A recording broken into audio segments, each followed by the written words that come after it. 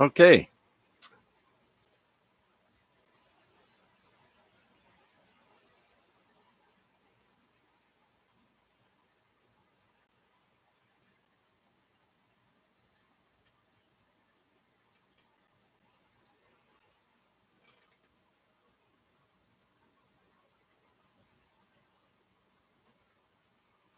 Okay. Shall we get started?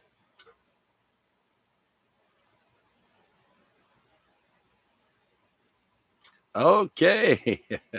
Attention, all stations. Good evening, everyone, and welcome. Bonsoir, tout le monde, et bienvenue. This is Victor Alpha 3 Charlie Juliet Zulu, opening the weekly amateur radio exchange group, Simplex Net, for Wednesday, July 17th, 2024. It is the longest running Simplex Net in the Hamilton area. And this week is 1,609 times that AREG has been on the air weekly.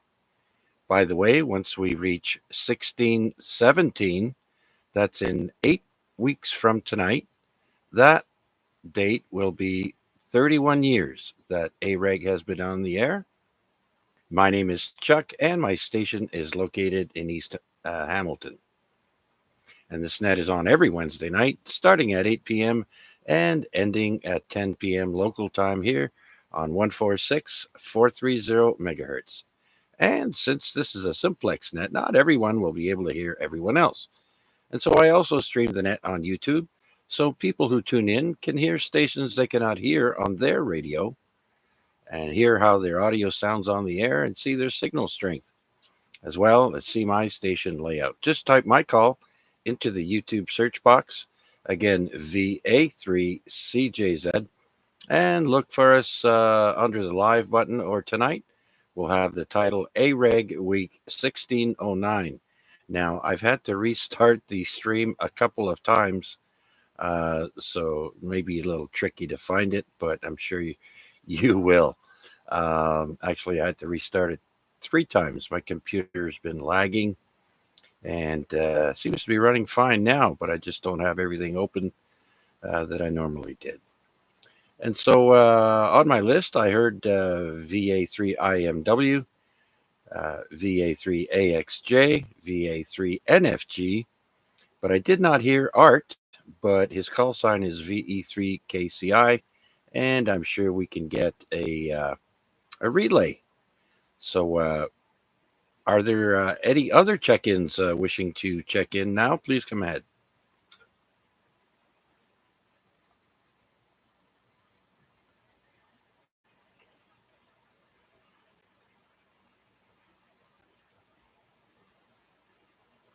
Okay, I copied FJJ. So let's start with VA3IMW. Mac, how you doing? Come on in.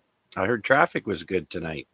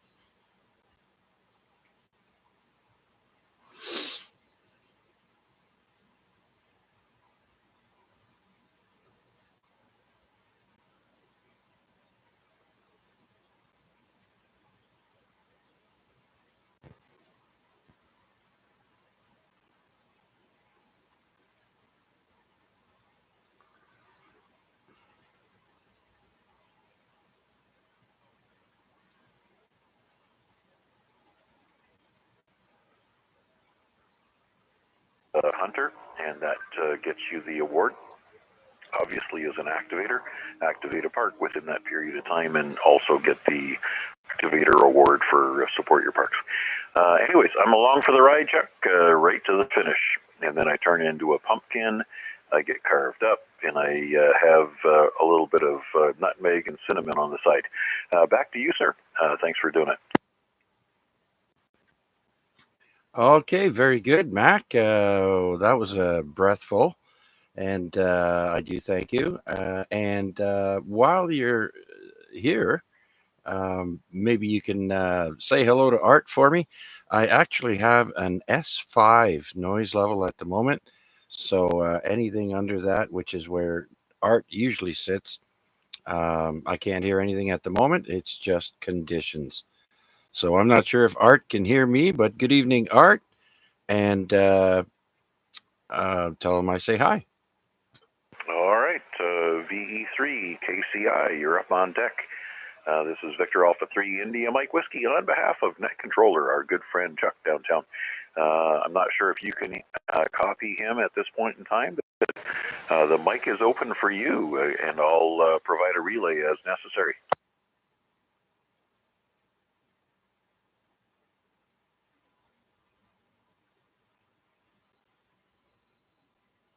VE3 KCI, VA3 IMW.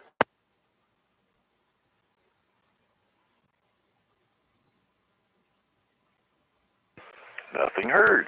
Chuck, maybe we'll have to come back to that, and we'll allow you guys to carry on with Rick and Steve and Flynn. Hi to you guys as well. Back to you, Chuck. Okay, he must have. Hopefully, he did knock a button over or something like that. But we shall wait. Just cut in if you hear him there, Mac. So let's drop down and say hi to Rick, VA3AXJ. Good evening, Chuck, and Merry Christmas. No, congratulations there. Yeah, and I just finished my living room carpet there and thought, oh, Jesus, it's like 5 to 8. I better get the hell in there. So, so I rushed and then you're 6 minutes late. I could have had it done. But anyhow, I got to go and clean the machine, put it away. But I will be here for the rest of the night. Back to you. All right, very good then. I guess no late nap for you today. Oh, no. I've been busy all day. Just I had to get the carpets cleaned in the living room. I did my room, I did the kitchen, and I just did the living room tonight. Just, every second day I'll do one. So I don't want to push it too much because of my back. But, yep, all done. All right, very good. All right, Rick. Well, we'll get back to you in a little bit. Thanks for checking in, my friend. Glad you're feeling a bit better. And boy, I tell you, I don't know about you guys, but I had to go into the back of my yard yesterday, and it was sloshing around. that's how wet. And normally my backyard doesn't get like that, but we sure got plenty of rain, right?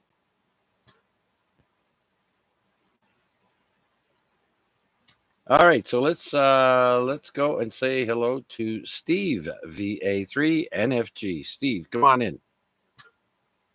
Good evening, Chuck, and to all on net. Another fabulous day today, that's for sure. A little too hot, actually, to work outside around the yard. It just gets sticky like in 10 minutes, and then, I just been going back and forth, doing a little FT8, for a change. I haven't been doing any, HF at all for a couple months now. Just too busy doing other stuff. But I managed to get a pile in today, so that's okay. What else I got going on? Nothing else really going on. Back to work tomorrow morning, so I don't know if I'll be around for the 7-3 round. But if I'm not, You guys all have a great evening. What I'm going to do, I'm going to jump in the shower real quick, and hopefully I'm back out before the on this day at 9 o'clock. So that's it, Chuck. I'll send it back to you. You're full scale here, of course, as I am to you. VA3 NFT.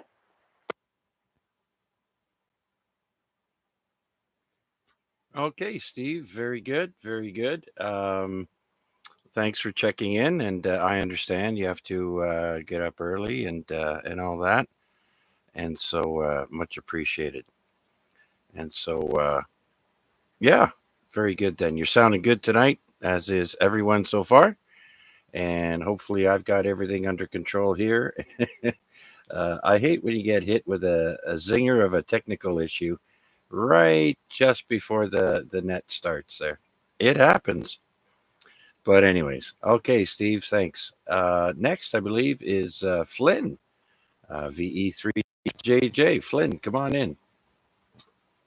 Well, hello, Chuck, and everybody on net. Just thought I'd key up. It's been a while, so yeah, we got a radio hooked up again, and yeah, we're here. We're going to be here for the duration of time. Might have to step out. I got to go pick up another AC unit. Mine in the living room window just kind of conked out, so you know how that is. It's getting too warm in here. Got to have some fresh, cold air. Oh yeah, absolutely. I know ours has been working overtime there for sure. It's that humidity. I don't mind heat, but and then of course you have to keep your kitchen nice and cool. Otherwise, all your food goes stale. Like your crackers, your cereals, all that stuff that normally stays fresh during the winter uh, gets, goes stale pretty quick. So, yeah. And we're only in the middle of July. And as Mac pointed out there this evening, I forgot to say thank you, Mac, for um the congratulations on running this net for 6 years. Tonight is um the night that I did my first net for John, and he went up north. So I haven't heard from John VE3JSU in some time, but um, yeah, he's he's happy with what he's doing, I guess. Anyways, Flynn, you're sounding good and you're full strength here. Audio's on close to being on the hot side, but it's good to me. Oh, okay there, Chuck. Maybe I had the mic a little too close. I was gonna say too, gotta have cool air also for the three puppies. So, you know, I got the Lab Burmese, I got a American Bully, and then I just inquired another American Bully. He's an XL. He's 90 pounds at 10 months right now. Yeah, they say around 10 months, they get to be 70% of their size, if I'm not mistaken, for most dogs. Yeah, well, this guy, like I said, he's an XL Bully, and he's 10 months, man. And you see the size and the muscle in him. It's like, wow. I rescued him. He was in a kill shelter. He's going to a kill shelter, and I couldn't let that happen. So his name is Zeus, and I tell you, it's a good dog. That's good to hear, Flynn. I'm a very big animal person in general, but of course, I really love dogs. And it's funny, people walk their dogs. Sometimes I'll be sitting out on the front porch and I'll say something like, oh, look at the little puppy, whether it's a grown dog or a little one, right? And the dog automatically wags its tail and they want to come see me. So then I have to go down the porch and pet them, and they just fall in love with it. That when you pay attention to them, they recognize that. Yeah, exactly. Like I got three big dogs, and it's kind of funny. They're afraid of the two bullies, but they're not afraid of the Lab and Burmese. It's like I walk down the sidewalk, everybody like parts the sidewalk. It's kind of funny.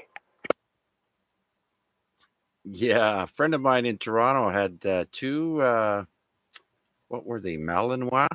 They were kind of like a German Shepherd, but anyways, I was able to walk down Young Street with both of them, and they were so good to walk. It was no problem, to have two large dogs walking with you, and they weren't even mine. They were a friend of mine's, and I'd take them for a walk, and they were just perfect. They walked very nicely. Oh, right on, Chuck. But anyways, I'm gonna not hold it up any longer. I'll let you get some more check-ins, and I will be here. So hopefully, when you call me out, I'll be here. If not, I'll be here for the rest of the duration. Like I said, I just got to step out and go grab another AC. All right. Well, don't do like that one guy did there at Home Depot.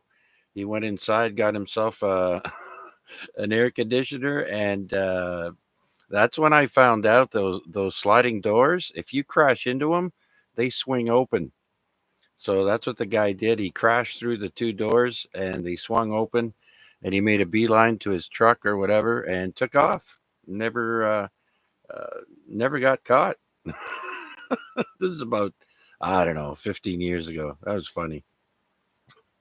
Oh my, that's just too funny. But anyways, Chuck, I'll talk to you a bit there. You get back to the net. Always a pleasure, and congrats on the big day. So I'll be here, and we'll talk to you soon. Okay, very good, Flynn. Good luck, and we'll talk to you later. All right, before I do another call out, I'd like to say hello to Jeff, VE3 November Victor Yankee in Stony Creek, who's checked in with us on the YouTube stream. Like I mentioned earlier, not everyone can hear everyone else on the radio. And so if you go to YouTube and put my call in the search box, you can look for AREG week 1609, and you can follow along, and you'll be able to hear everyone that I can hear. And I can hear everyone except Art. And so anyways, hello, Jeff and Steel City Coach.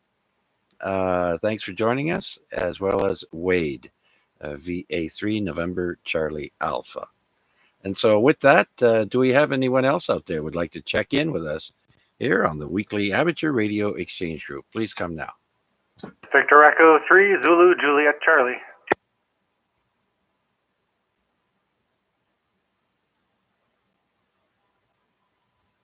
Okay, one station heard, VE3 Zulu Juliet Charlie. Jason, welcome back. I haven't had the chance really to speak to you. I did hear you on the net last night, I think. Or, yeah. No, I forget now. Sunday, I think. Anyways, welcome back. How did everything go? Thank you, Chuck, for the welcome back, and thanks for doing the net. Do appreciate it. The trip was good. Didn't get any radio in at all. Timelines were tight and schedules got adjusted, but had a fantastic trip with the wife nonetheless. Did a whole heck of a lot of driving all the way down the west coast from Seattle down to San Diego and back a little bit into LA to come home. Got some baseball in. Saw a good friend of mine that I hadn't seen in a number of years. She lives down in San Diego. Spent the day with her at the zoo, and didn't miss the radio all that much. And anywhere that I had planned to activate for POTA was either way deep in a very steep valley, or it was in an area that was about 117 Fahrenheit. Which just, I'm not doing that. There's not a chance that I was going to go die in that heat. I'm going to be one and done tonight, my friend. It's been a bit of a rough day, and it's not quite done yet. So I did want to jump in here, give you the check-in. I understand it's a happy belated birthday and a happy belated anniversary to you and the missus over there. I did want to get that in before I disappear for the rest of the night. Ah, very good, Jason. Yeah, that's right. The wife took a week's vacation there, and we had some things to do, and then my birthday, and then our anniversary, and And so she's back to work now. So fun. But I told her, I says, you picked the wrong week there. The temperatures were super hot and humid here while you were gone. And same thing all over North America, I think. Yeah, I spent some time in California. It was a winter, and I've been all the way through San Diego. I was in LA. I was in Beverly Hills.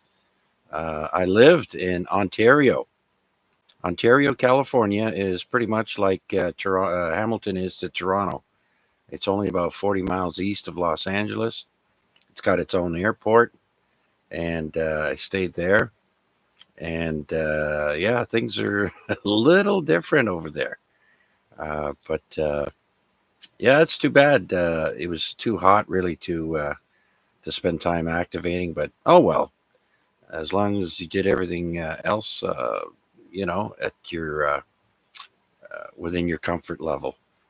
All right, Jason, I'll say thanks again, and you enjoy the rest of the evening, and we'll talk to you again soon. Thanks a lot, Chuck. Did get everything we wanted done, and the wife was a happy camper when we left, so that's the absolute most important part. Thanks for doing it, sir. If I get a chance to come back later tonight, I will, but at the moment it is not looking that way. So thanks for doing it. Much appreciated. 7-3 in case I don't come back. VE3ZJC. Back to net. Okay, Jason, thanks again. And I see Pete. I don't know who that is. And no, we did not get flooded out, Pete. Not where we live now. Where I used to live, we used to get flooded every time it rained. You didn't need to have a big rainstorm there. And I know, okay, VE3 Papa X-ray X-ray. Very good. Now I've got a call to put in the logbook. And Jamil, I believe, also joining us. Newham, very good. Congratulations and welcome. Hope you enjoy the net. VA3 Bravo Sierra Zulu. Okay, very good. And whereabouts are you, Jamil? What city? What town are you in? We'll check back here in a minute. Stony Creek. Ah, there you go. So I guess he's not able to make it with his radio, and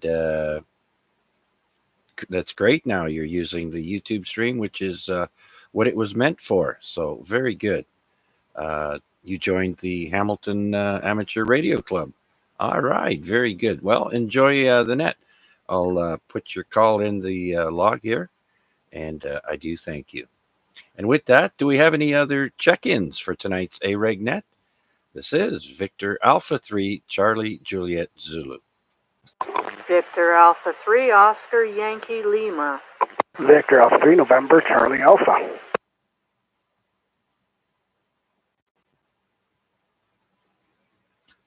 Oh, look at that. What a gentleman, eh? Wade, let's Debbie check in first.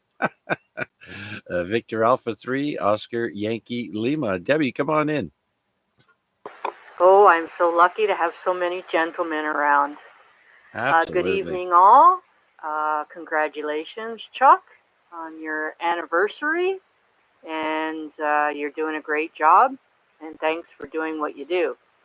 Not much going on here. Just trying to keep dry from all the rain. The backyard's drying out. And it's supposed to be a little cooler tomorrow, so I think I'll get the grass cut tomorrow. Fun, wow. Yeah, let's hope that actually happens. They've been saying that after Wednesday, the humidity level should ease off a bit and make things a little bit more comfortable. And so I too have been wanting to cut our grass, and well, the weeds are actually taller than my grass, but I did manage to get the weed whacker out the other day and did the backyard, but I wasn't able to cut the grass, so we'll get that done too. And so yeah, I mean, it's not bad if you get a day or two, with the heat and humidity, but when you get it for a week and a half at a time there, it's a bit much. Yeah. Well, sometimes I break up the grass cutting. I do the front yard one day and the backyard, which is huge, another day. But I think I'll get it all done, and that way I'll be good for a week or so. Depends how much rain we get. Yeah, yeah. It's looking like we might get close to a record for precipitation for this month. I forget what they said the other day. They said we were at 200 and something milliliters, and the record was 300 and something. But after the rainfall we've had last few days there, I'm sure we're up there. So yeah, I wouldn't be surprised. Anyhow, Deb, have you done any radio work? I know the bands haven't been the greatest. No, I was on a couple times, and I couldn't get any contacts on HF, so I said, forget it. So it was a bust.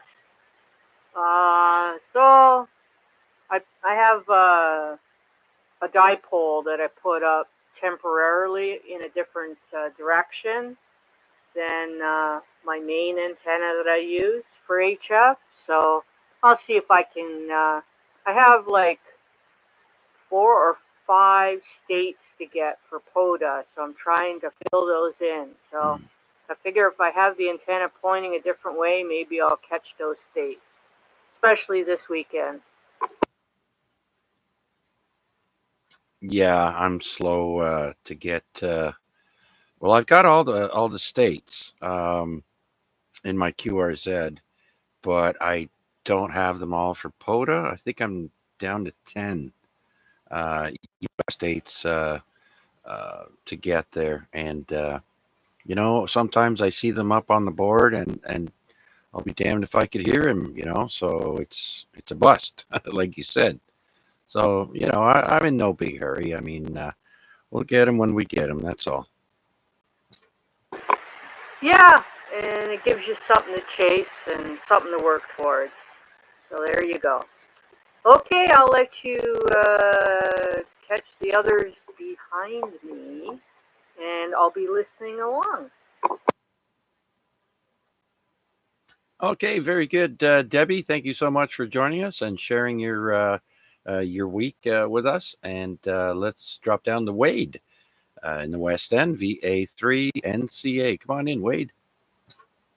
VA3 CJZ, VA3 NCA. Good evening, Chuck, and good evening to everyone on the net tonight, and welcome, Zegham. We've been chatting a little bit on email, so great to hear that you're here on the net tonight. And Chuck, you've got a bunch of birthdays and anniversary celebrations. I guess birthdays are a kind of anniversary themselves. So from net controller to other things, congratulations.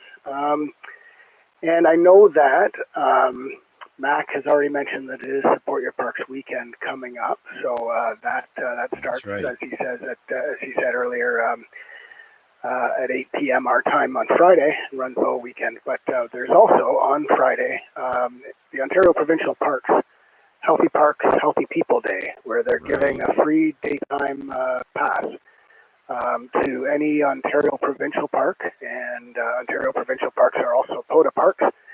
So if anybody is available throughout the day until 10 p.m., they could go to the Ontario Provincial Park reservation site, and when they go through the checkout process for a day pass, it will be free if the day that you pick is on Friday. That's Friday, July 19th, this Friday. So I think it doesn't work at the gate, so I think you've got to get to the website and get your pass online. But if you do it that way, they'll send you an email with a link that you can scan, and it'll give you your access to the park. So that might be an opportunity for people to get out and activate a provincial park this weekend. Other than that, I haven't actually done much radio because I'm just getting over a cold, which you can probably tell from my voice. Feeling much better than I was, so things are going in the right direction. But I gotta wait until my voice comes back a bit more. Hopefully this weekend, so POTA won't be as strenuous. But anyways, with that, I'll send it back to you there, Chuck, and thanks for running it as always. I'll listen along for the duration. VA3 CJZ, VA3NCA. Back to you. All right, that's a lot of good information there, Wade. Thank you so much for that.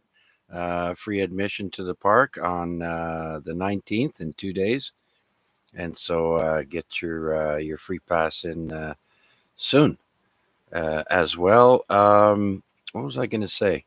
Oh yeah, and for those just joining us recently, in exactly 8 weeks from tonight, it will be the 31-year anniversary for AREG. That's a total of 1,617.54 weeks.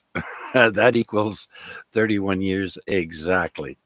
So hope to have you all join us then, as we are having a little get together. I do believe maybe that weekend previous or after up at Dundurn Park. Now, one thing I'd like to mention also is Dundurn Park is located right next to York Boulevard and Dundurn Avenue. And they've narrowed the lanes down to one lane on both sides. So traffic is a mess. But if we're going to be going on a Sunday morning, it shouldn't be too bad. But I'm just letting you know that it's a mess around there. So avoid that area if you can until November, apparently. So very good, Wade. Thanks again. And anything else for us?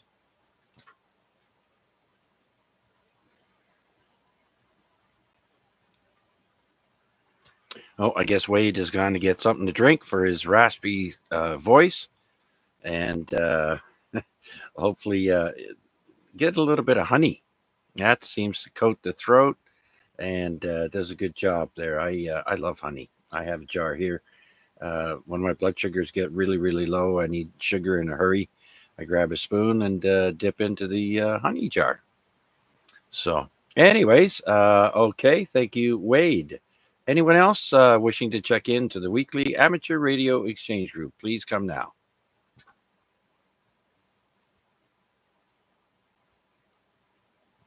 VA3NCA comment. Yes, go ahead, Wade. Hey, sorry about that. I was going to let it slide there because, but I didn't hear anybody else key up. So you caught me snoozing there, Chuck. I was just out of arm's reach of the radio when you called me back. Did you ask me a question, or were you just asking if I had more to say? If it's the latter, I'll wait my turn till the next round. But if you're asking me something, then I'll answer it now. Back to you. Yeah, no, I was just checking if you had anything, any other announcements you'd like to make before I carry on.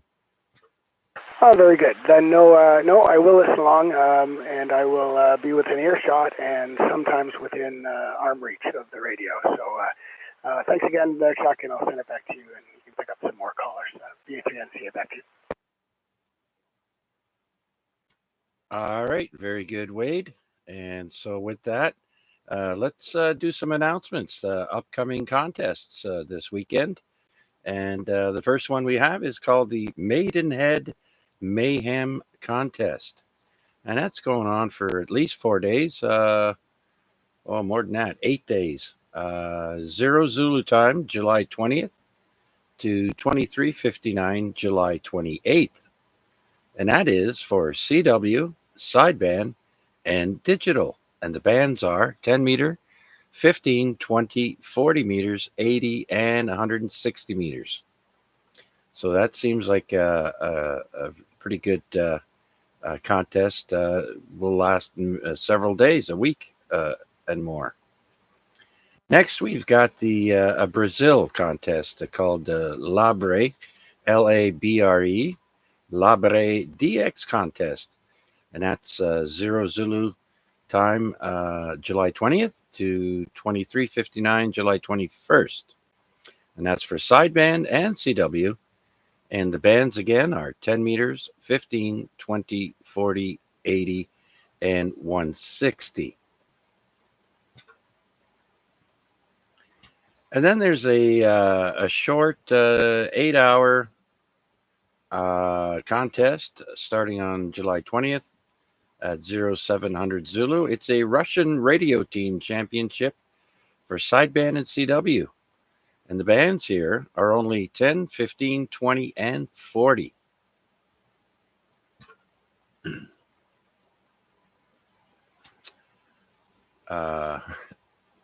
Next, we've got the Australia-New Zealand contest, and they call it the Trans-Tasman Low Bands Challenge. And that's for 40, 80, and 160 on CW, phone, and digital. So if you haven't got anybody from New Zealand or Australia, this weekend might be a good chance to get them. And then next, we've got the Youth on the Air contest for sideband and CW. And those bands are 10, 15, 20, 40, and 80. Again, for sideband and CW. The times are 1000 Zulu, July 20th, to 21:59 Zulu, July 20th. So there you go. Next, we've got Feld Hell Sprint, and that's for 6 meters, 10, 15, 20, 40, 80, and 160. Feld Hell, I've never tried that, but it's a digital mode, I do believe.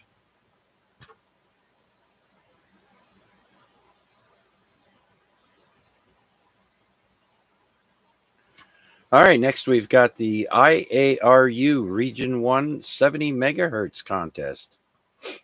And so if you have 70 megahertz for sideband or CW, you might want to check that out. And then there's a CQ Worldwide VHF contest for 2 meter and 6 meter, any mode. And then finally, we have the North American QSO Party, RTTY only, for the mode. And that's for 10 meters, 15, 20, 40, and 80. Run for the Bacon, just for Debbie. Run for the Bacon QRP contest, starting 2300 Zulu, July 21 to 0100 Zulu, July 22nd. So it's only on for 2 hours for 10 meters, 15, 20, 40, 80, and 160. And that's pretty much it for contests this weekend. There's a lot more of them this weekend than there was this past weekend. And so if you want any more information, open up the webpage and type in contestcalendar.com. And you can check out all the information you need right there. All right, so let's see if we have any other check-ins for this week's Amateur Radio Exchange Group on my 6th anniversary of being net controller. 6 years ago, around the middle of July, I think it might have even been the 17th, I took over as net controller for the longest running Simplex Net here on 2 meters. VE3JSU is the founding father of the AREG net, you might say. Anyhow, do we have any check-ins for this week's AREG? Please come now.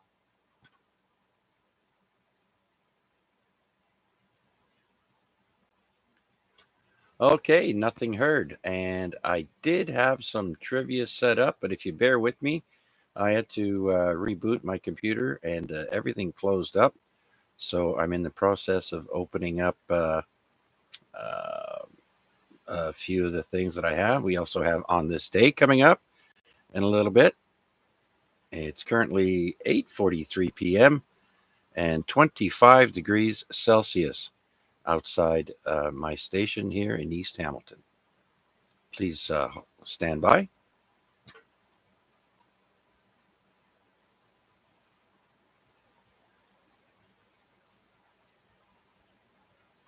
So let's go up to Mac and see if you can get a hold of Art. Mac, are you still there? Yeah. My dad's father's name was Arthur, and his mother always said that my dad was a work of art. Get the joke? Okay. VE3KCI, VA3IMW on behalf of Net Control. You still there, Art?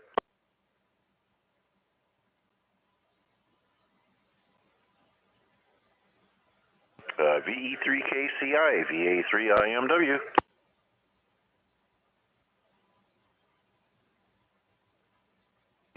Sound of one hand clapping. Chuck, back to you. Yeah, I hope he didn't accidentally bump it and took it off frequency. That'd be terrible. Okay, thanks, Mac.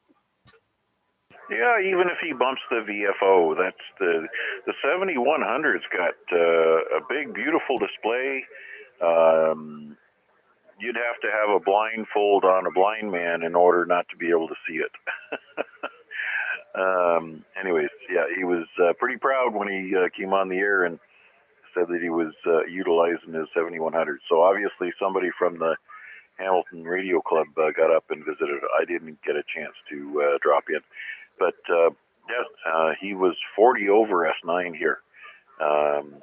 And Rick and Steve heard him. I think it was a S3 for Rick and an S6 for Steve. So not a bad job from his little indoor mobile antenna on the air duct.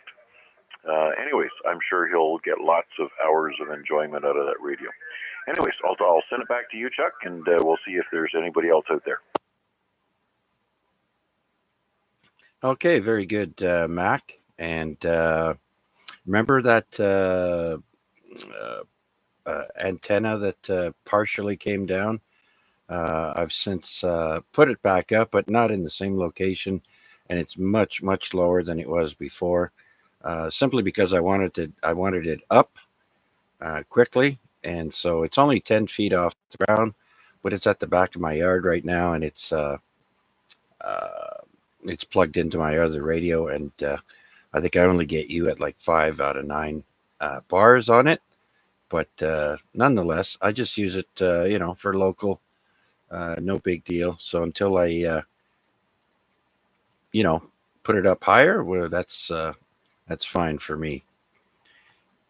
And like I said, unfortunately, can't hear Art, but hopefully he'll make it back. Thanks again for trying. With that, do we have any other check-ins for this week's Amateur Radio Exchange Group? This is VA3CJZ. Please come now.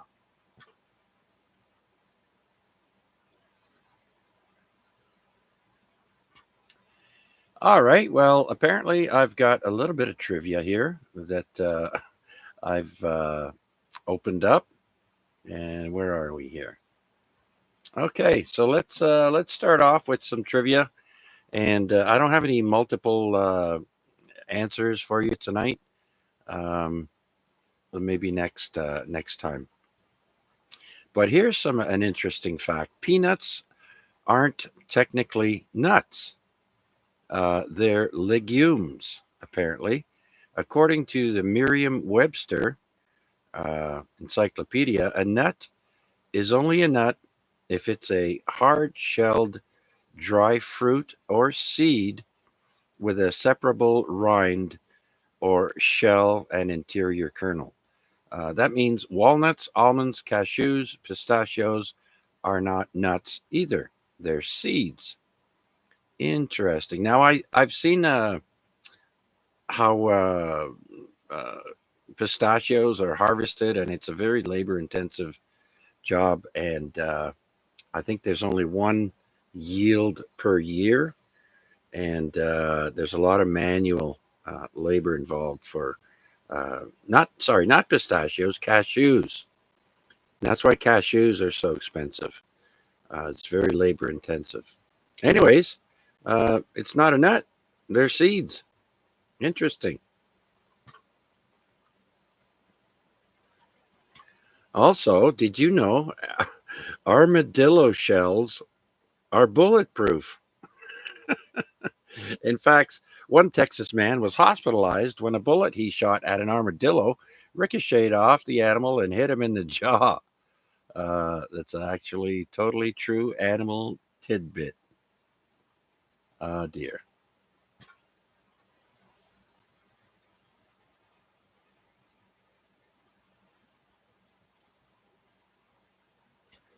Okay, this is weird. I've never heard of this. Firefighters use wetting agents, WETTING, wetting agents to make water wetter. They are chemicals that they add to the water. It says here the chemicals reduce the surface tension of plain water so it's easier to spread and better soak into objects, which is why it's known as wet water. Interesting.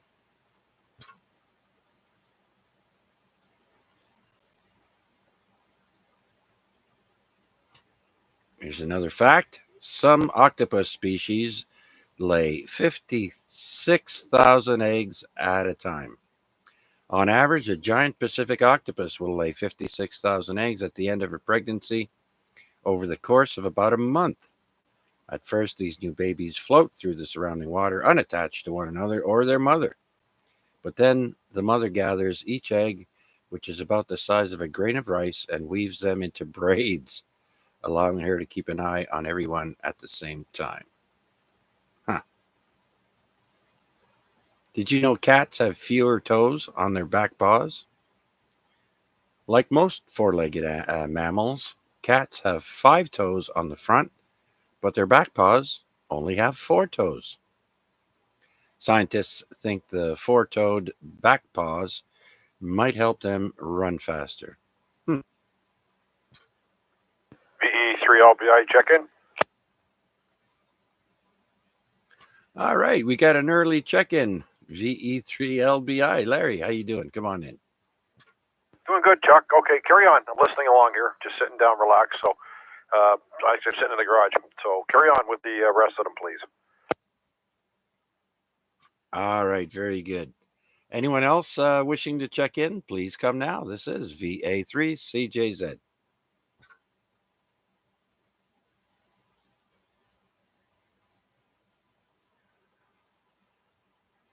Okay, nothing heard. Let's go back to our amazing 101 amazing trivia facts. Blue whales eat 500,000 calories in one mouthful. Wow. And that's usually krill.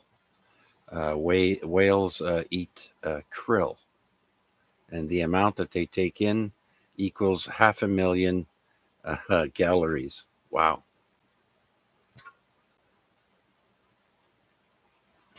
All right, that tiny little pocket in a pair of jeans, what was it designed for? Anyone know? Coins. Pocket watch. Ding, ding. Mac wins that one. It is for pocket watches.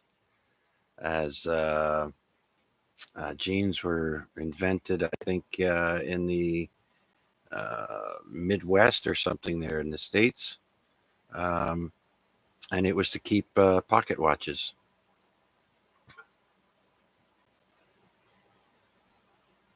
As a matter of fact, pants, two-legged pants, are fairly new for us. Before that, men wore tunics, or some people might call them a skirt, but nonetheless, pants are a fairly new invention.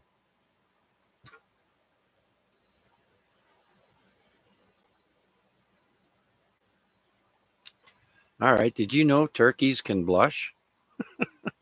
When turkeys are scared or excited, like when the males see a female they're interested in, the pale skin on their head and neck turns bright red, blue, or white. The flap of skin over their beaks, called a snood, also reddens. Huh. By the way, this is why the president pardons a turkey every Thanksgiving. Yeah.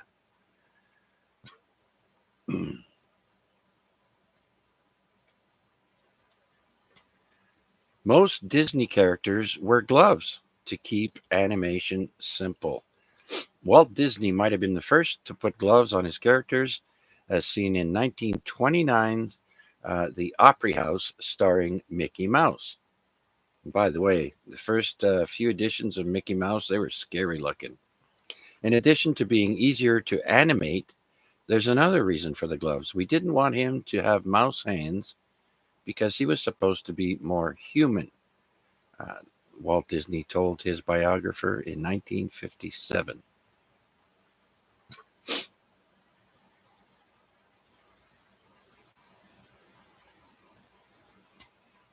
Did you know cows don't have upper front teeth? They do have molars on top in the back of their mouths, but when you'd expect upper incisors, cows, sheep, and goats have a thick layer of tissue called a dental pad. They use that with their bottom teeth to pull out grass. Interesting.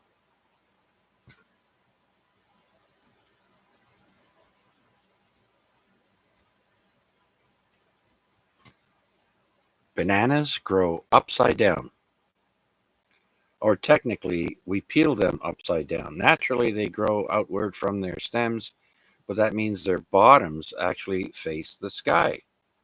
As they get bigger, the fruits turn toward the sun, forming that distinctive curve.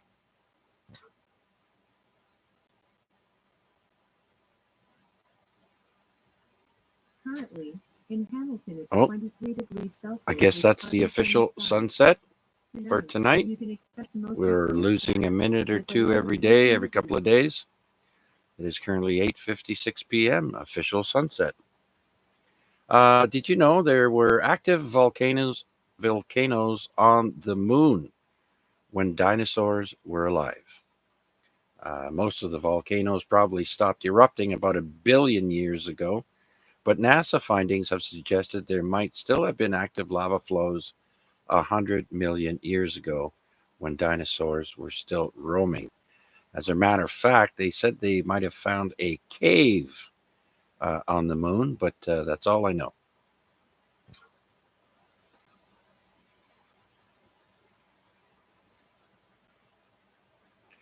All right, you dog owners. A little fun fact, dogs sniff good smells with their left nostril. Now, I've never heard of that.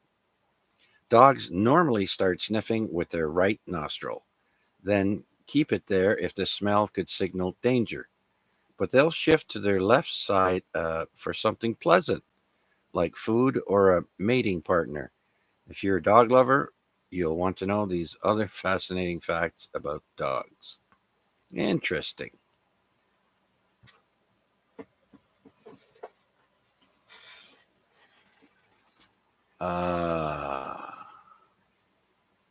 Did you know humans' noses and ears get bigger as we age?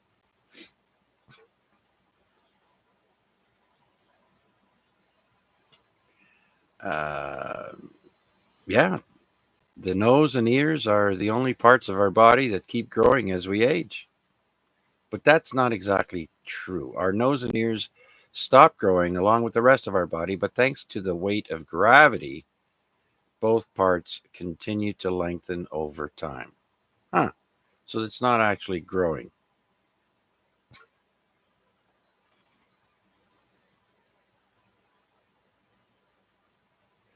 Okay, so it's almost 9 p.m. It's 8:58 p.m. Do we have any other check-ins for this week's Amateur Radio Exchange Group? This is VA3CJZ.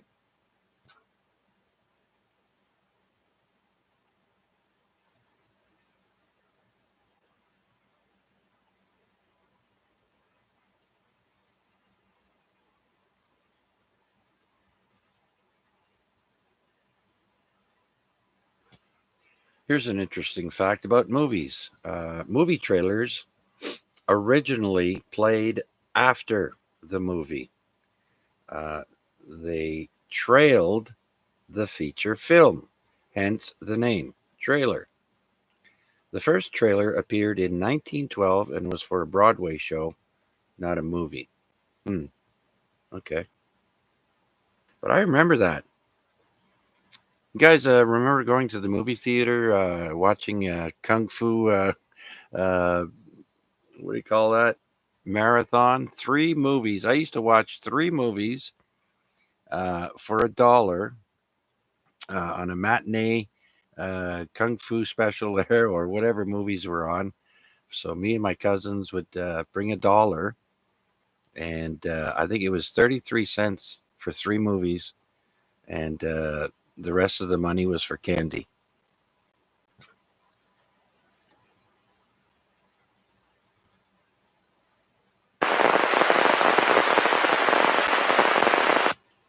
And everybody thought he was a kung fu fighter when he left the movie theater.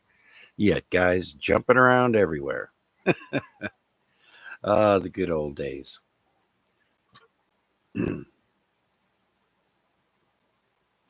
All right, so let's take a quick trip down the list here, my list. But first, I'm going to go into the live stream on YouTube and see what people have to say there. Yeah, they can shift their breathing in their nostrils. I didn't know that.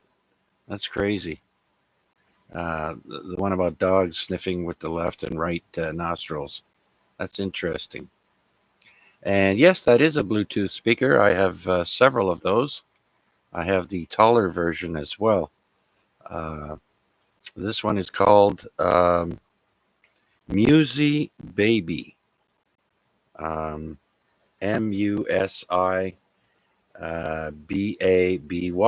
Musi Baby. And it's nice. This is the small one. And let me show you. This is the bigger one. There it is. So I'll put them side by side and you can look at them there. And you can pair them up as well. They're very good speakers. And you can put a TF card in there, a memory card, if you want to play an audio book or you want to put music. You just put it on a micro SD card, slide it in there, and it'll play automatically. Don't have to Bluetooth it to your phone or anything. So pretty good. And yes, that's right, Pete. Prime Day is still going on till somewhere around midnight tonight, or thereabouts, shortly after. And so I bought a new Echo Show, which you might see there. It's got my security camera facing the front, my front lawn, my front porch, and so I bought that from Prime on sale, of course. So I'm a happy camper. That was my birthday present to myself.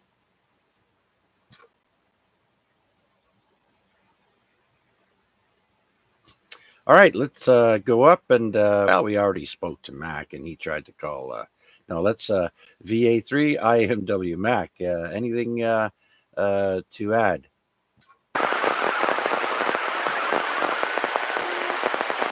Not really, Chuck. Yeah, I just I guess just wanted to remind everybody that this is Support Your Parks weekend for POTA. So get out there and either hunt or activate, have some fun.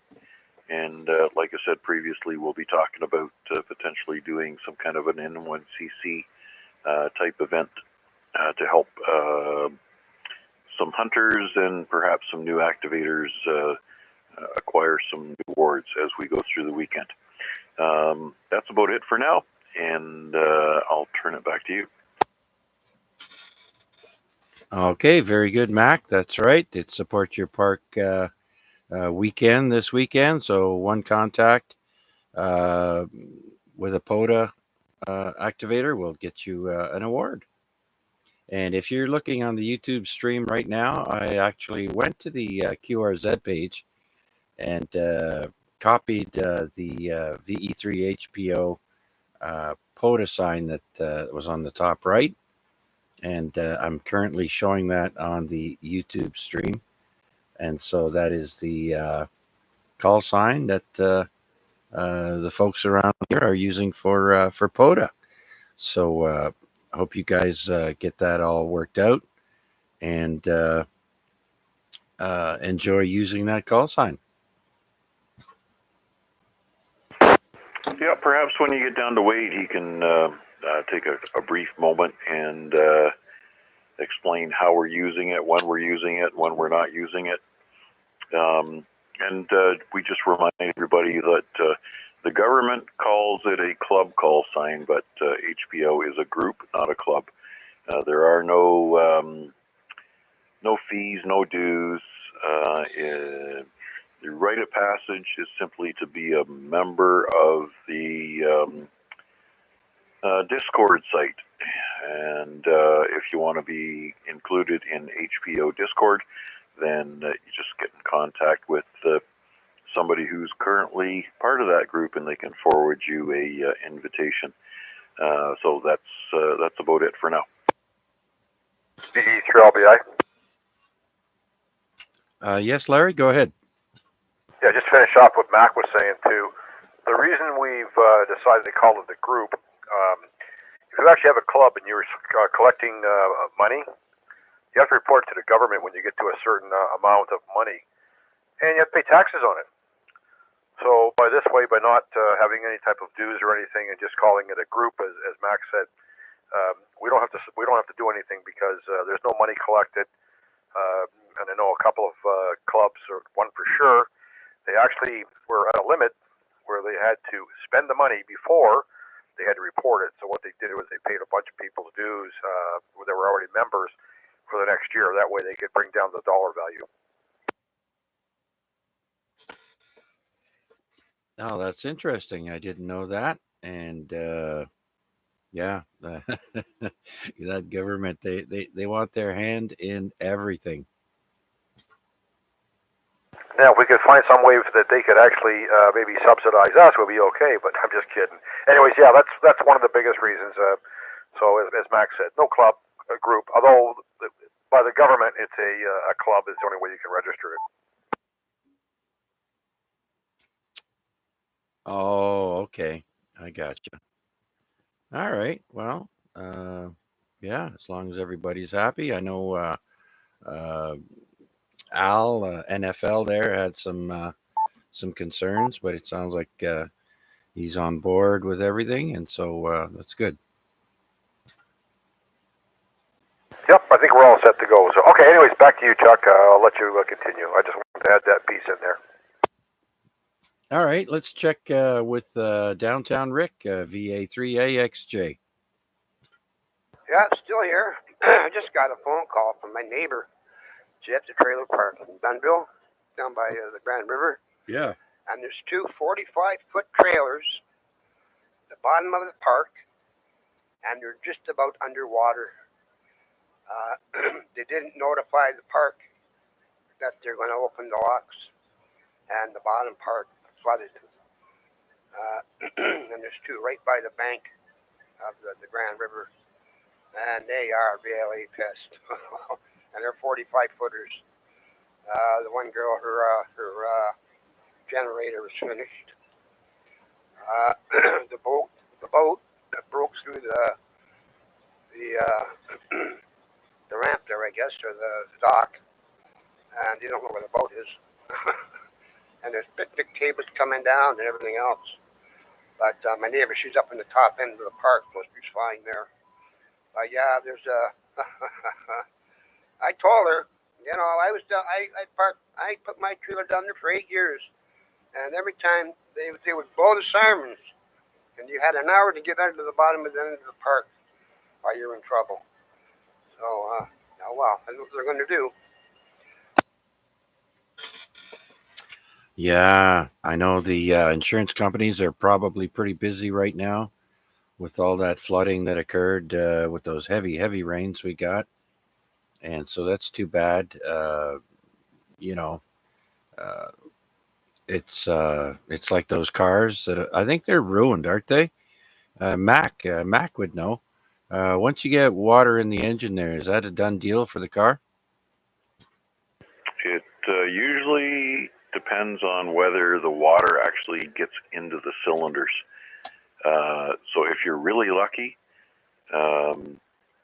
you got valves closed on the intake side, and if the intake valves are closed, then it doesn't allow water to flow up to the exhaust and enter from that side. But if your intake valves are open, or if one cylinder has both intake and exhaust valve opens, which happens for a brief millisecond in order to expunge the exhaust gases, then that's going to get into the engine, and it's questionable about whether you can pump it out and salvage the engine without a total rebuild. But usually it's bad news. Back to you. Yeah, okay. Because I was watching on the news, some of the guys are trying to drive through the Don Valley there where it was flooded, and I could see them once they stop moving. Means they took their foot off the gas, which means their car is done. All I know is if you're running through water and you want to make it to the other side, you just give it gas and you don't stop until you're through, or until your car says, I'm not going anymore. So there's going to be a lot of claims on the cars. A lot of them are going to fight it too. They're going to say, listen, you shouldn't have driven through that. But that's going to be interesting. Yeah, the golden rule is never drive through standing water that you haven't walked. Even for four-wheel drive, doing off-road stuff, it's just foolishness to try and go through standing water. The other thing to consider is that combustion engines require compression. So if you take a normal engine that has a compression ratio of 8 to 9 or 9 to 1, once you start pulling liquid into the cylinder, so it comes in through your valve body or your carburetor or whatever it is, liquids cannot be compressed. So it's effectively reducing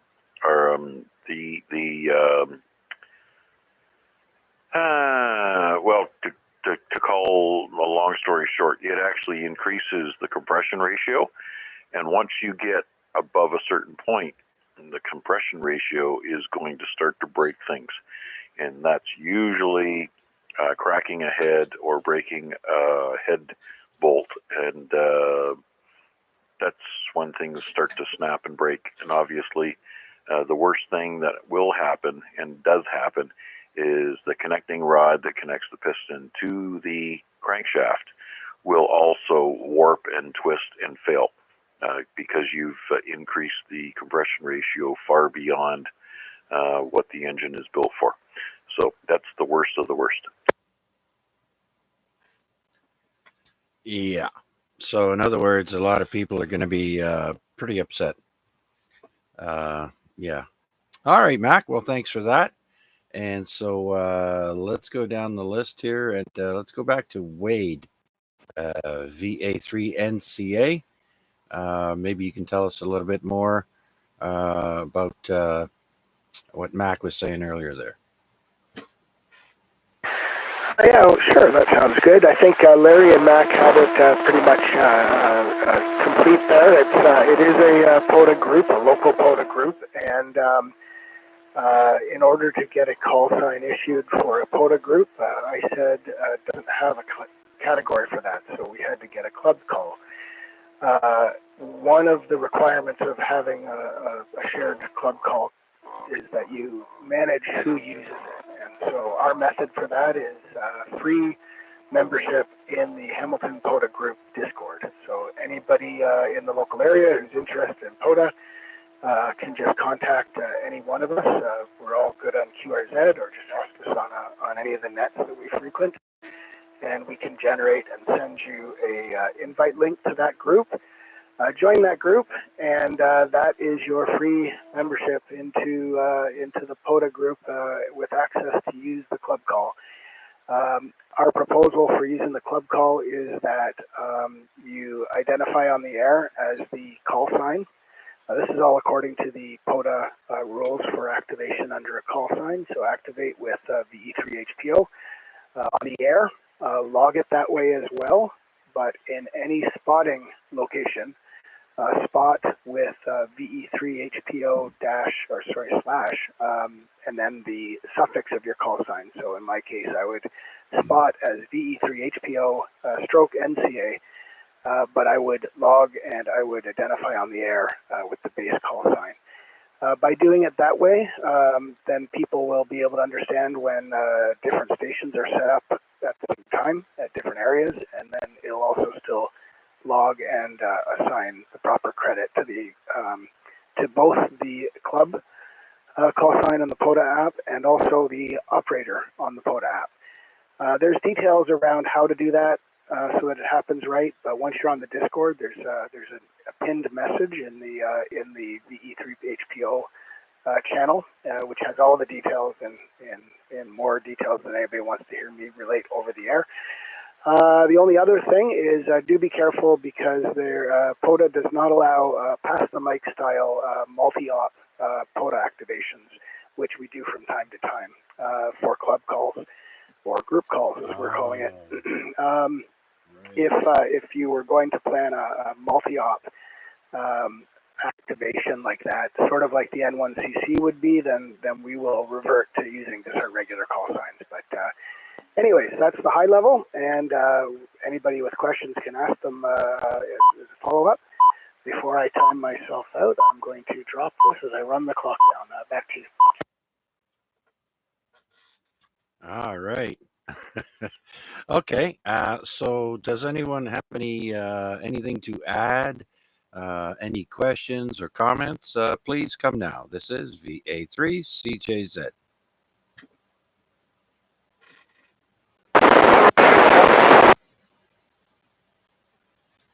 Oh, I believe that might have been Art. I'm not sure. Is that VE3KCI?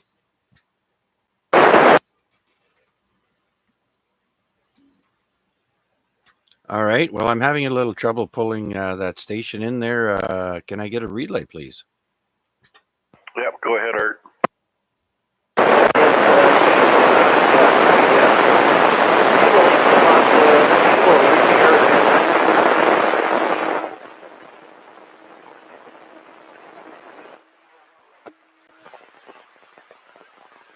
All right, so he had a little upsy-daisy and knocked some stuff off the table, bumped the VFO, and he's now back on frequency. Chuck, have you got a copy on him tonight? I've got a faint copy coming in with a lot of noise, and of course we've got some characters keying up there in the distance as well. All right. So sounds like your setup is doing a much better job there, Art. And Chuck has some local noise, some QRM and some other stuff going on down in his neck of the woods. So we'll make sure that you're in the log. And certainly glad that you got your 7100 up and running. It sounds like you're a happy camper. Go ahead, Art.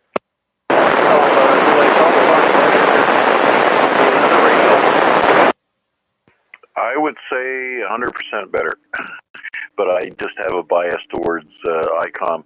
And sometimes you have to do a lot of work in the menu sections with the AZUs in order to get them to perform, especially from an audio standpoint. And I don't know that ever happened with the 991A that you were running. But no, this one sounds really good, Art. Back to you.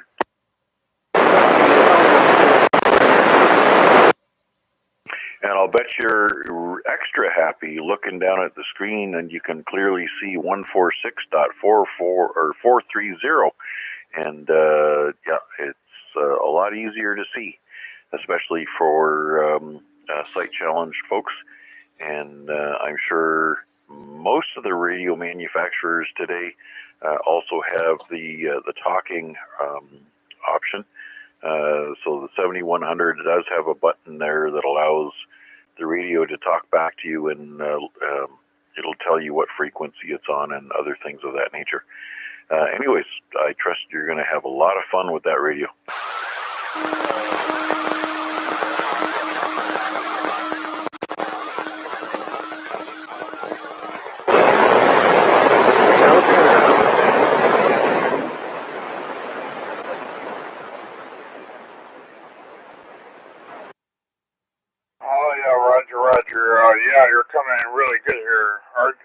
so no problem at all. And anyway, I switched radios so that I'm actually pointed at you to see if you're any stronger. And I think you are. So looks like it's doing a good job for you there, Art. Over.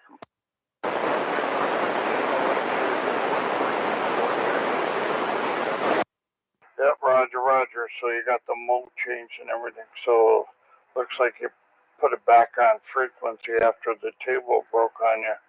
Hello, Chuck, and everybody else on frequency there. Yeah, I was talking to Art. I've been listening in for some time there, and I'm looking at your pretty face on the YouTube there, Chuck. Over. All right, very good, Rick. VE3 Bravo Kilowatt. I've got you in the log. And Art, when I don't have any interference, is coming in at an S4, but still a lot of bacon frying. And I haven't checked him on, I have another antenna on a different radio, but it's not conducive to when I run the net. So, and it's much lower than my other antenna. So I doubt I'd be able to hear him, but you never know. So who set up Art's radio there, Rick? Yeah, V3 Tango Oscar Kilo, TOK, and he's somebody, Bob Tenty is his name, and he's somebody that we've known for a long time there. And he lives near Art. He's another Dutchman like Art there. Over.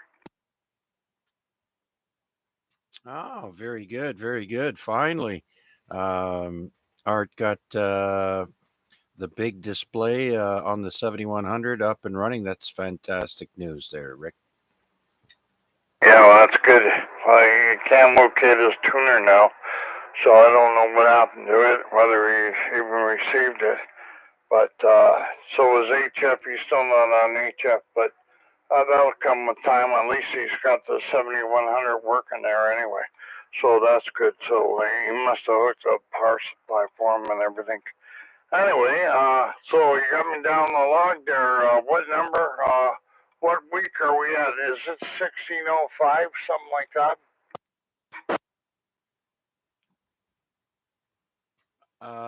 We're at 1609. And in 8 weeks from tonight, it'll be 1617. And that is the 31-year anniversary for the Amateur Radio Exchange Group.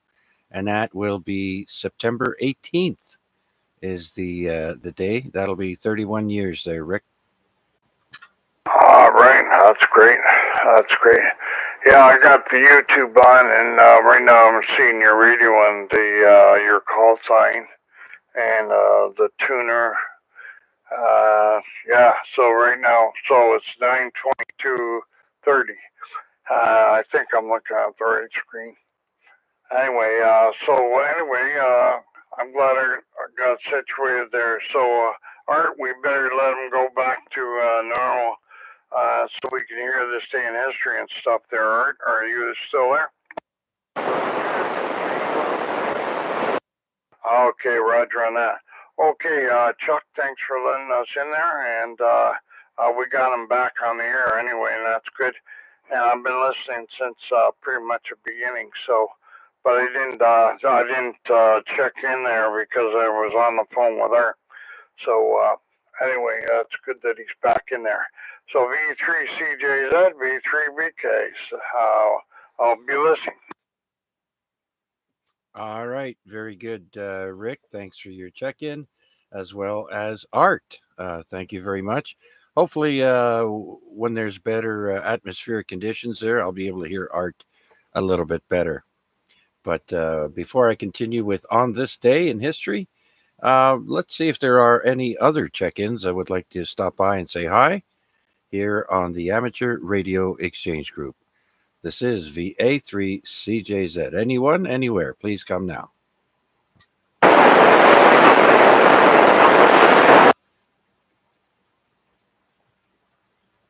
Was that another check-in or a comment from Art?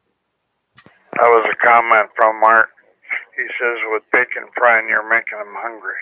he's going to continue on with on this day in history.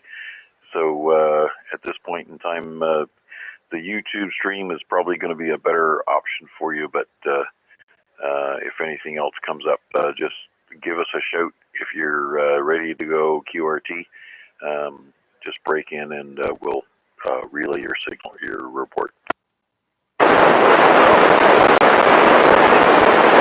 All right, Chuck, back to you. Art's going to keep on listening.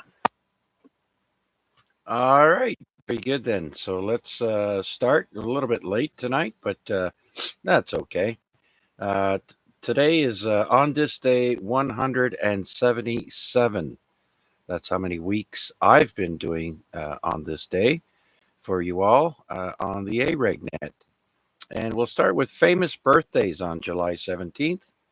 And the first person I have here was born in 1876, and her name is Rosa Jackson Lumpkin. And she lived to be 115 years old. Born in Georgia, she died in 1991. 115 years old. I thought I'd start with that. Next, we go to the year 1894. And a gentleman by the name of Georges Lemaitre. He's a Belgian Catholic priest, astronomer, and physics professor who initially proposed the universe expansion and Big Bang theories. Like I said, he was born in Belgium, and he died in 1966. Next, we got James Cagney, everybody's favorite gangster in the movies back in the 30s, 40s, and 50s, I think.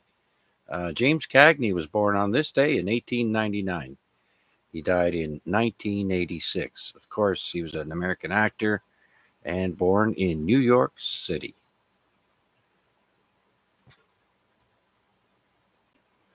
Next, we have a Canadian born in 1912, Art Linkletter, Canadian-American radio and TV host. He was born in Saskatchewan, Canada, and he died in 2010. You guys remember Art Linkletter? I do. Next, we got Phyllis Diller. She was born on July 17th in 1917. She passed away in 2012. Very funny lady. She kind of reminds me of the female version of Dawn Rickles. She was pretty funny. She was an American comedian and actress, born in Ohio.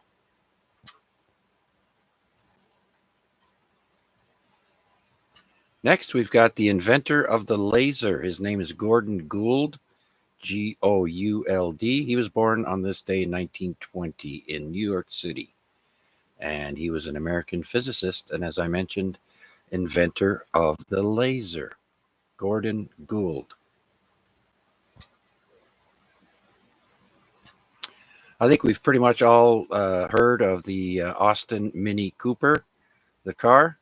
In 1923, a gentleman by the name of John Cooper was born, and he became an English race car designer and started the Cooper Car Company, and he developed the Mini. He was born in England. He passed away in the year 2000. Next, we've got Edouard Carpentier, born in 1926. He was a French-Canadian pro wrestler for the NWA and the WWA. He was a champion in both, and he was born in the Alps in France, passing away in 2010. I think I started watching him, I must have been around 1970, the very early 70s there. Edouard Carpentier, very famous wrestler. Next, we've got Donald Sutherland, who just passed away last week, I believe. He was born on this day, 1935. He was a Canadian actor. He was in The Dirty Dozen. He was in the MASH movie. He was in the movie Ordinary People, the Hunger Game films, and a whole bunch more. He was born in St. John, New Brunswick, and as I mentioned, passed away just last week there.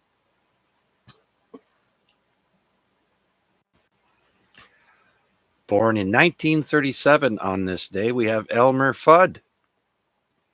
Where's that wascally wabbit? His original name was Egghead.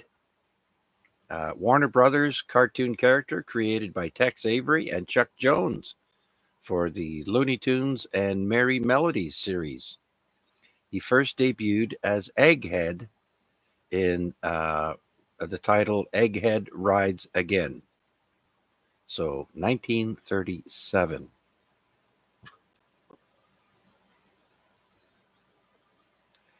Next, we've got Camilla Parker Bowles, Charles's consort, wife, whatever you want to call her. She's 76 years old today. Oh, it says here, she's born in 1947, and she's the British wife of King Charles III, and she is Queen of the United Kingdom now, born in London, England. So she has the title of Queen.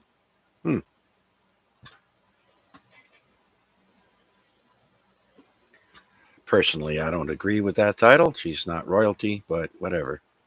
Next, also born in 1947, the Mick Tucker, the English rock drummer for the band Sweet. You may remember the song The Ballroom Blitz. He was born in London. Mick Tucker died in 2002. Let's stick with music and go to the year 1949. We have Terrence, or as he's better known, Geezer Butler. He's an English rock bassist with Black Sabbath, born in Birmingham, England.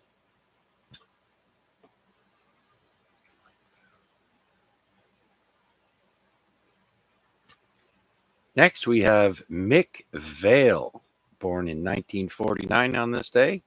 He's also an American rock bassist and songwriter for Tommy James and the Shondells between 1966 and 71. You may remember the song Crystal Blue Persuasion, born in Pittsburgh, Pennsylvania.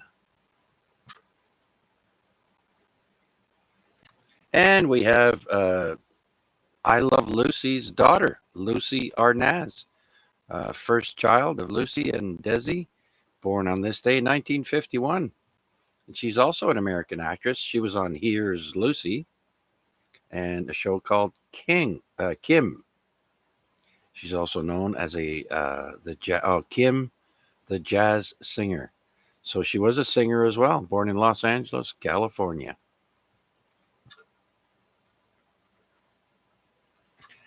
Next, everybody's favorite drunken burger eating on the floor, David Hasselhoff, is 71 years old today, born in 1952.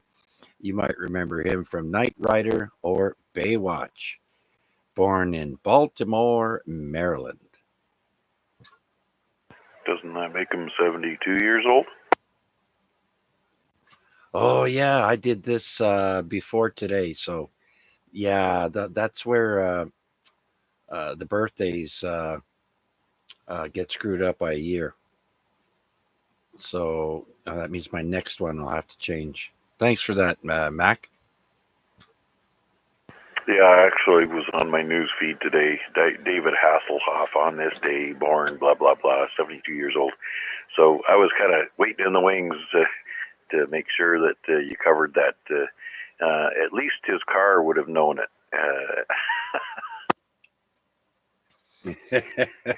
Yeah. And did you know that video of him drunk on the floor eating a burger off the floor was his daughter, I think, that took that video, and she posted it online. You can always count on family. All right, so my next person is Angela Merkel, turning 70 today, born in 1954, German politician, Chancellor of Germany between 2005 and 2021, so 16 years as the Chancellor of Germany. Yeah, it's either pronounced Angela I don't know. I call her Angela. All right, next, let's go to the year 1956, and that would make Brian Trottier, 68 years old today, American NHL center for the New York Islanders, and he was born in Val Marie, Saskatchewan. Brian Trottier.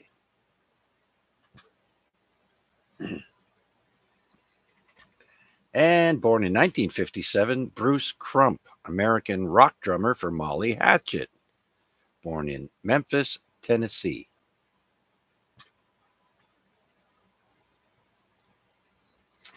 Next, we got Mark Burnett, turning 64 years old today. He was born in 1960, and he is a British television producer. And he's produced shows like The Apprentice, The Survivor series that's been on forever, and Shark Tank. Born in London.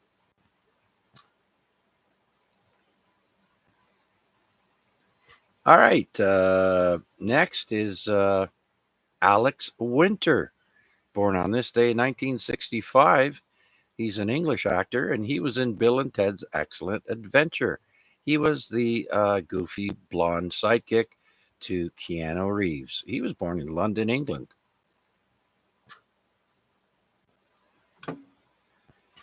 Next, we've got, or last on the birthdays of famous people today, we got Mark Savard, born in 1977, Canadian NHL hockey player between 1997 and 2011. He was with the Calgary Flames and the Boston Bruins.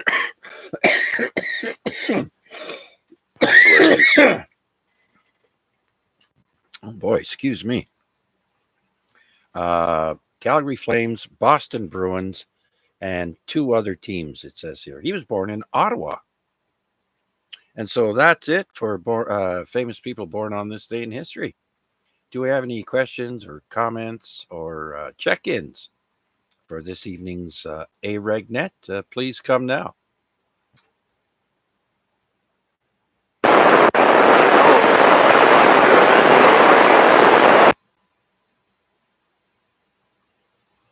Can I get a relay? Art just made a comment about how much better he can hear, clearer on the 7100 compared to his old radio. Ah, okay. Very good. Very good. Glad to hear it there, Art.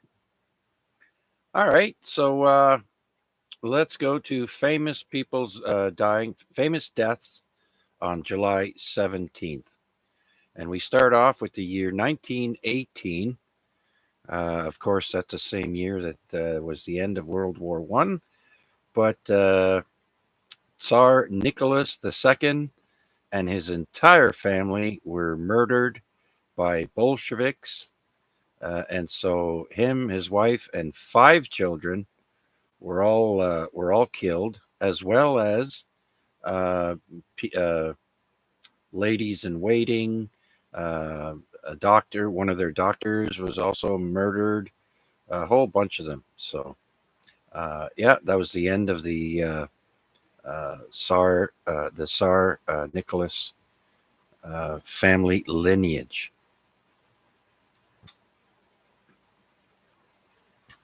So I have all their names, but I'm not going to run through them. You can look that up. All right, next passing away in 1961, Ty Cobb. Ty Cobb was an American Baseball Hall of Fame outfielder. He was MVP and Triple Crown batting champion with the Detroit Tigers and manager with the Detroit Tigers from 1921 to 1926. Dies of cancer at the age of 74. Ty Cobb's baseball card, I'm sure, is worth a fortune. Or it used to be.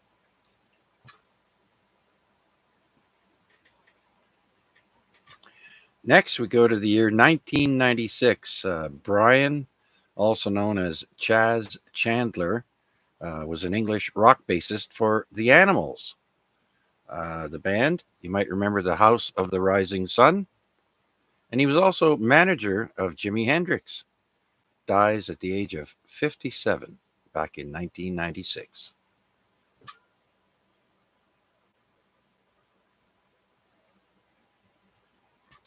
And then we have Frank or Mickey Spillane, an American mystery writer, passing away on this day in 2006 of pancreatic cancer at the age of 88. Mickey Spillane is a very popular American writer. And lastly on my list, we have Walter Cronkite, passing away on this day in 2009. He was 92 when he died of cerebrovascular disease. Of course, Walter Cronkite was an American broadcast journalist and news anchor for CBS Evening News between 1962 and 1981. And he used to always end his show by saying, "And that's the way it is," on July 17th, 2024. And that's it for famous people dying on this day. V3 TTO. The VE3 TTO. Gary, come on in. Yeah, just remember Walter Cronkite was also a ham radio operator. And so that's just something to remember about him. And he liked the hobby there. But anyway, how are you doing there? Hey there, Gary. And yes, you're absolutely right. Walter was a ham, and I think he put that to use after he quit the news. It's mentioned that he had a radio on his sailboat, and he wanted to be able to communicate. So, yeah, a lot of famous people have been ham operators there. I know Joe Walsh, the musician, a whole bunch of them. Yeah, roger on that there. Just thought I'd give you a check in there, and everything's that's going slowly, eh? Yeah, yeah. How's the pain? Comes and goes. Comes and goes there. Mainly at night. Yeah, yeah. So, are you still on pain meds? Yeah, roger on that there. It's only been 2 weeks, eh? Yeah, yeah. Well, yeah, I don't know. That's to me, that's major surgery there. So I'm glad it went well for you, Gary. Yeah, roger on that there. Anyway, thought we'd give you a check in there. Hopefully everything's going well. Maybe we'll get a few nice days there, and I'll tell you, sorry to hear about the people in Burlington, and I know Milton got flooded a bit there too, from some of my reports from friends, and of course Toronto. So anyway, it is what it is. Yeah, yeah. We just had someone mention their trailers that got flooded there down by the Grand River. So, like I mentioned before, I'm sure the insurance agents are quite busy this week with all the claims they have. Yeah, roger on that there. Okay, I'll let you go. You have a great evening there, and take care, eh? V3 TTO. Okay, Gary. Well, thanks for checking in with us, and glad to hear you're feeling better slowly, mind you. It's to be expected, and keep up the healing. We'll talk to you again soon. Thanks for checking in, Gary. Yeah, 73s. Have a great night. All right. So Gary is check-in number 15. Let's see if we have anyone else out there waiting in the wings that would like to check in with us here on the weekly Amateur Radio Exchange Group. Please come now.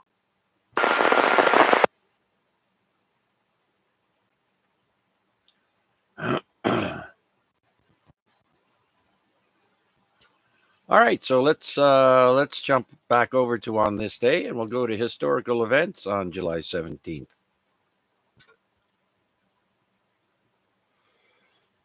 This is a really odd one. In the year 180, 6 inhabitants of Carthage, North Africa, are executed for being Christians. and that's the earliest record of Christianity in this part of the world.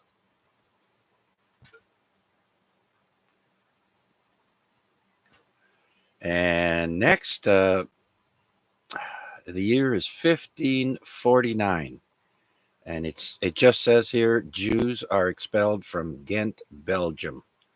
So pretty much every week I have a mention about Jews being kicked out or killed or what have you, but I just thought I'd throw that in there.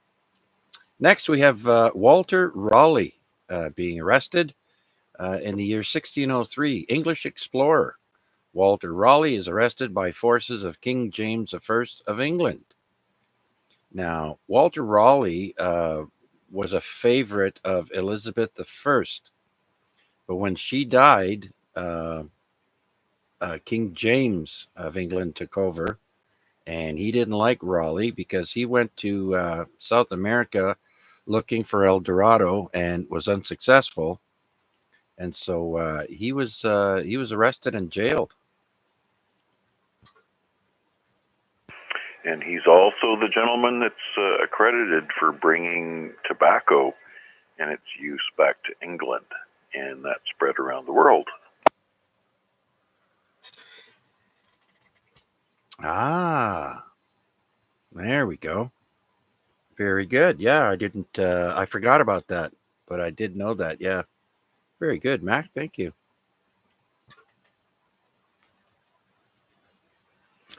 Okay, next, the year is 1762.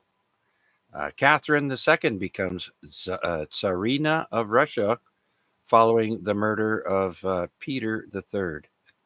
I'm not sure if that was her husband or not, but back then the wives would take over. Interesting.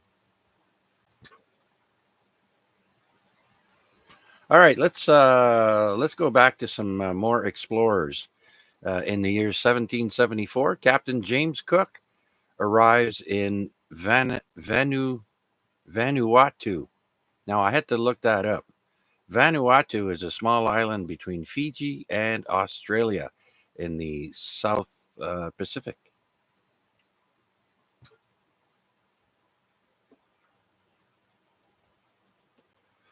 He was probably stashing some of that gold that he's plundered. All right, the year is 1814, and Matthew Flinders publishes A Voyage to Terra Australis, detailing his circumnavigation of Australia, and is the first to name the continent Australia. He dies a day later.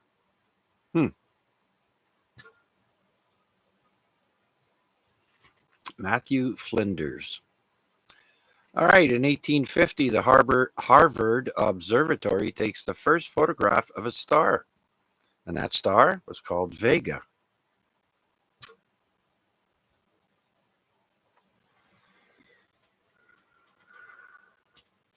Next, the year is 1861. On this day, the United States Congress authorizes paper money. Now, what did they use before that? You might ask. Well, they made continental currency, which were large sheets of paper, like they were banknotes, big pieces of paper. You might have seen that in some of the old movies.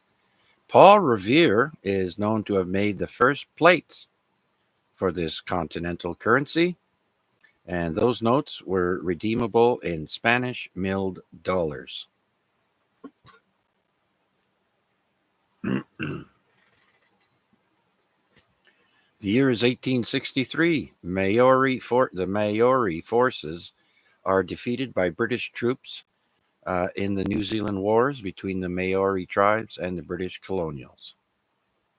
So they come from New Zealand, the Maori or Maori. 1867. On this day, the first United States dental school, called the Harvard School of Dental Medicine, is established. Back then, dentistry was quite crude. I know on a ship, the cook was also the surgeon and the dentist. And they used to cut off limbs quite often. All right. 1879 now on this day, the first railroad opens in Hawaii.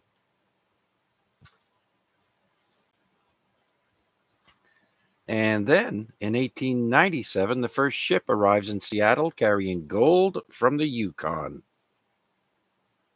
1897, arriving in Seattle.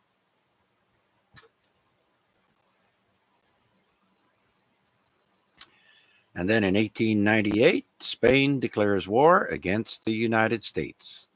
Known as the Spanish-American War, the Spaniards surrendered to United States forces at Santiago de Cuba in less than a year.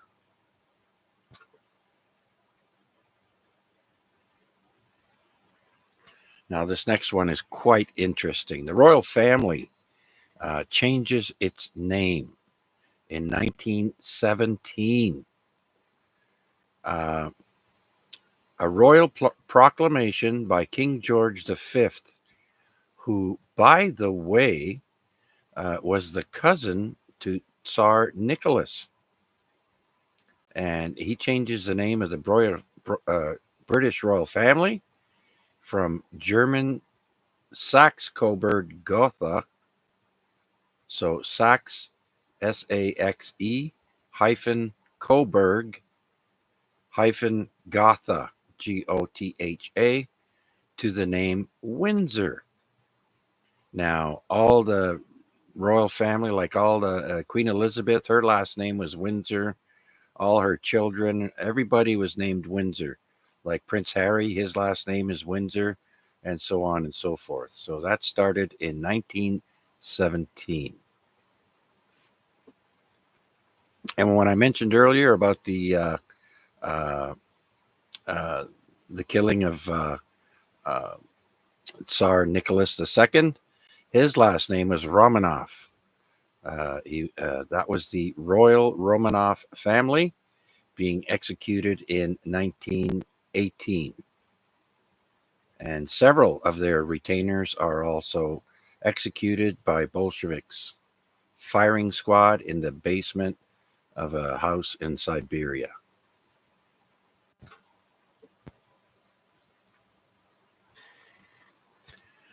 In 1934, Babe Ruth draws his 2,000th base on balls at Cleveland. So he got, so that would mean he would have 4 balls to walk one base.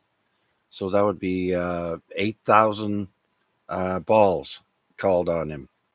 So he got his, he walked his 2,000th base back in 1934. Sticking with baseball, in 1941, New York Yankee Joe DiMaggio ends his 56-game hitting streak in Cleveland.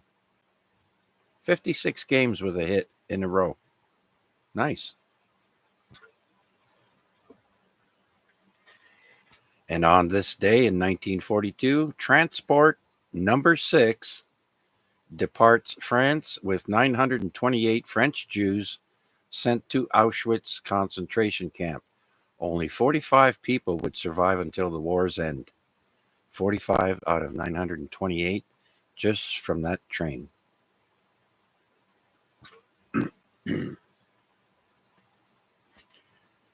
Next, the year is 1954, and we get the first Major League game in baseball where the majority of the team is black.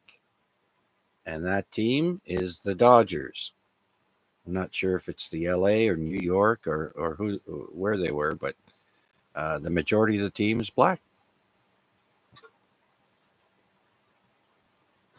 And then a year later, in 1955, Disneyland televises its grand opening in Anaheim, California. Who's been to Disney World and Disneyland? I've been to both. The one in California is not as nice as the one in Florida, for me anyways. I much prefer Florida to California to begin with. And so Did anybody go to any of these, the Disneyland or both Disney World and Disneyland? And which would you prefer? Anyone?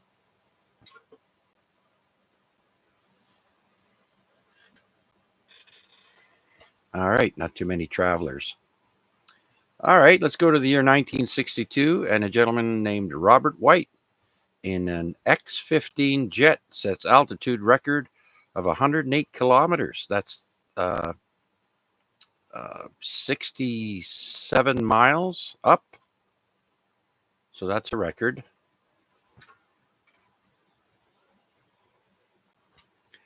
This next one I didn't know about. It's pretty interesting. The year is 1967, and Jimi Hendrix quits as opening act for the Monkees when they were on tour after playing 7 of a planned 29 shows. Now, the Monkees couldn't play music, and that's probably why he quit. Some of them, one guy took lessons for drums just for the TV show so he could play on TV, but none of them could really play any musical instruments well enough. So this was just to promote their TV show, I guess.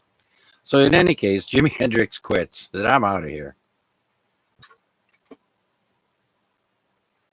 1972, the first 2 women begin training as FBI agents in Quantico. 1972. And I don't know about the Secret Service, but they should start hiring women that are a little taller. When they showed the assassination attempt of Donald Trump the other day, those women were short. And Trump is 6'3", I believe. Very tall man. I mean, just saying.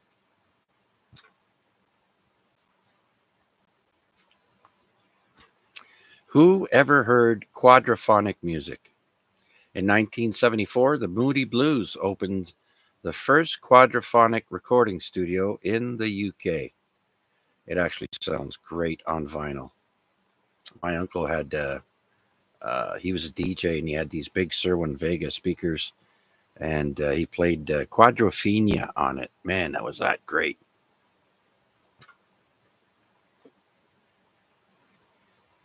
All right, 1975, Apollo 18 and Soyuz 19 make the first U.S.-USSR link-up in space. So they call it the historic handshake in space, where the 2 Apollo 18 and Soyuz 19 link up.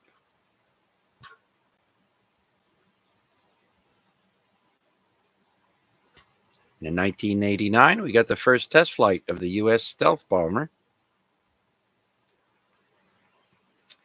And in this is a good one, 1995, Bill Gates is recognized as the world's richest man. This is in 1995.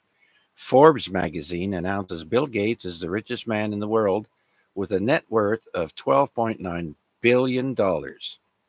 Now, I looked it up, and today he's worth 135.3 billion US dollars. But I don't think he's the richest man in the world.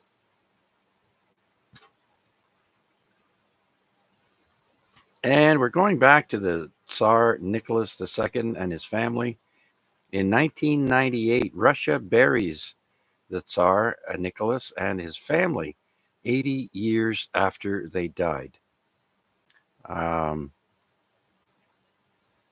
May 1979, the remains of most of the family and their retainers.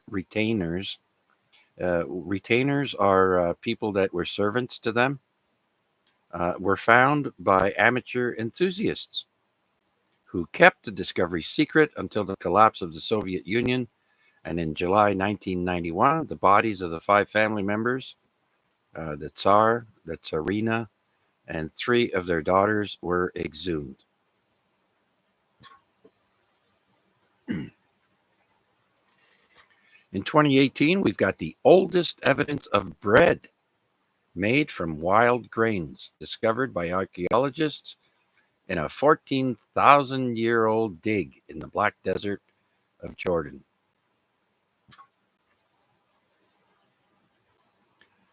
In 2019, El Chapo is finally recaptured. Mexican drug cartel head Joaquin El Chapo Guzman is sentenced to life in prison plus 30 years in New York. The plus 30 years is just to make sure he's dead.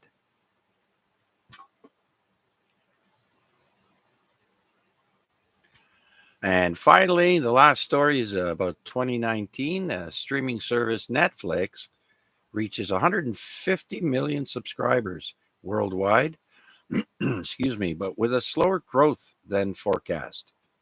Today, Netflix has around 269.6 million paid subscribers as of the first quarter of 2024. And we just signed up with them this past weekend. Before that, our daughter had it when she was living here, and we were able to watch it until Netflix clamped down on the single home subscribers only. So there you have it. That's it for On This Day in History. I hope you enjoyed it as much as I did researching it and telling it back to you. Now, do we have any comments, questions, or check-ins for this week's Amateur Radio Exchange Group? Please come now. This is VA3CJZ. On this day in 2018, VA3CJZ assumes control of the AREG net. 7-3s, Chuck. All the best. Mac, thank you so much. I do appreciate it. It's nice to have a pat on the back once in a while. And I've had a ton of fun doing this, and I still got time.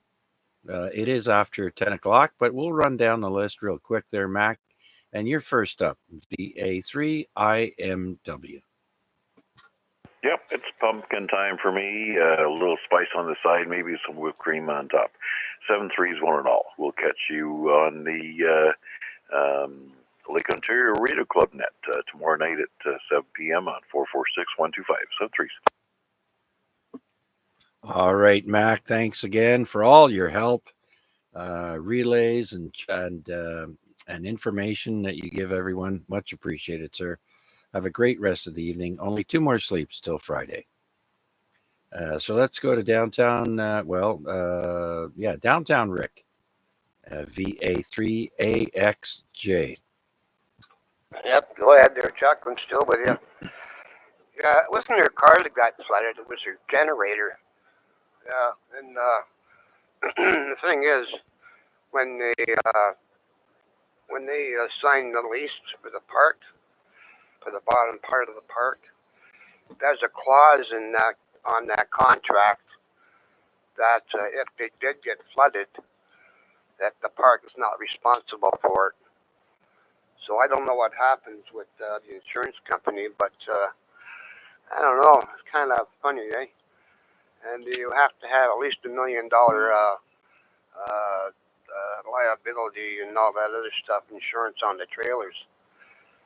So, and the guy that usually pulls the trailers out, he actually refused to pull it out.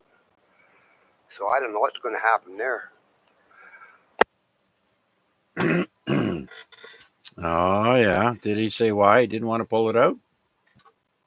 Apparently there was stuff in the way, and he couldn't get down there to get it, and they wouldn't move the stuff out of the way. So I don't know. Like, you gotta respect people too. Like, you just can't say, hey, you gotta pull me out of here. If you can't get in there, you can't get in there. So I don't know what the insurance companies are going to do, but the park's not liable, according to the contract.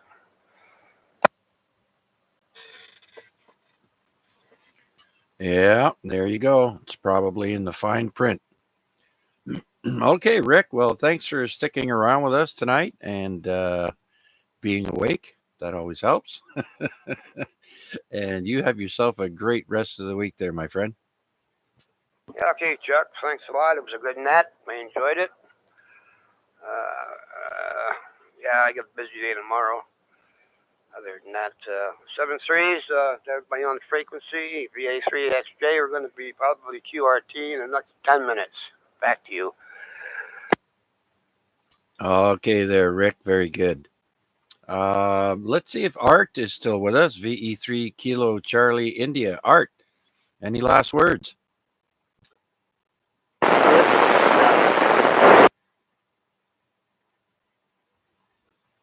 All right.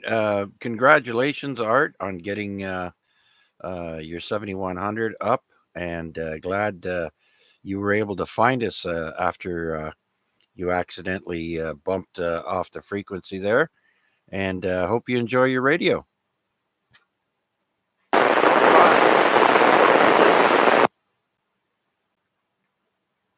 Okay, Art, I've still got a rough copy on you, but I just want to say thanks for checking in, and I look forward to hearing you next week.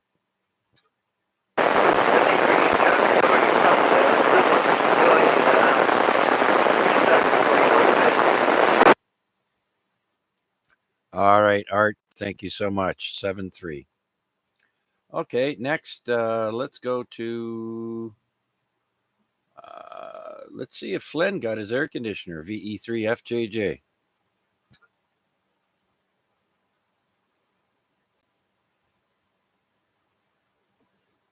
All right, let's see if Wade is still with us. I'm starting to get a sore throat now just listening to your raspy voice there, Wade. VA3 November Charlie Alpha 7-3 round. VA3 CJZ, VA3 NCA. It's I guess it's transmittable over the airwaves. I guess I don't know. Anyhow, thanks for running it as always, there, Chuck. It's an enjoyable way to spend a Wednesday, of course. And congratulations on the 6th-year anniversary of running the fine net. It's appreciated by a lot of people, so thanks for doing it. And I'll say 7-3, and I will be very shortly after the last 7-3 is transmitted. I'll be going QRT myself to get ahead of this cold. So thanks again for doing it. 7-3 and back to you, VA3 NCA.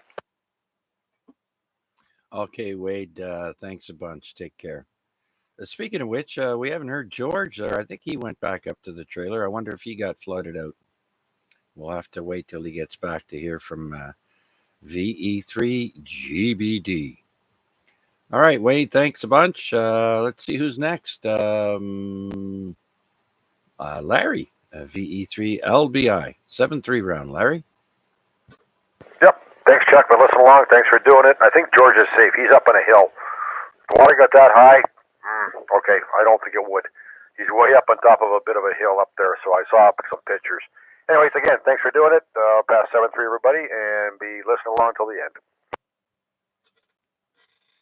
Okay, Larry, very good. Thanks for joining us. And of course, VE3LBI is net controller for the Friday night rag tune net on the ZOE repeater, and that is 443075 with a positive offset.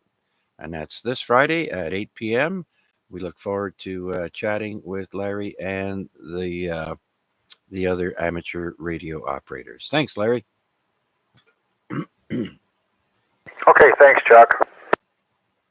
All right, so let's move to the other downtown Rick, North End Rick, VE3 Bravo Kilowatt. Good evening to you and everybody on frequency there. And yeah, there's a conflict with the Larry's net on Friday night. Also on Echolink, you can get one 46760 on the NCF repeater. It's dialed into Echolink, and Reg is on there from Australia, so that's another one. Somebody might want to check out both of those. But Reg is on there between 8 and 9 usually, and then Flying Pig Net starts at at 9 o'clock, goes till 10. And but Rich doesn't always run that. Somebody else usually runs it for him, but Rich is usually in there listening. So that's Reg VK6BQQ, who used to be in Hamilton quite a while ago. Anyway, so that's all I got there, Chuck, and thanks for doing a good job there. And I just wanted to comment that Kevin there, Red, you know who I mean, he said that, Chuck, you do a great job on this net. So I just thought I'd relay that in there. I don't think he checked in tonight, but anyway, he was talking to me there on Monday and said that. Anyway, no, that was last Monday, I think he said.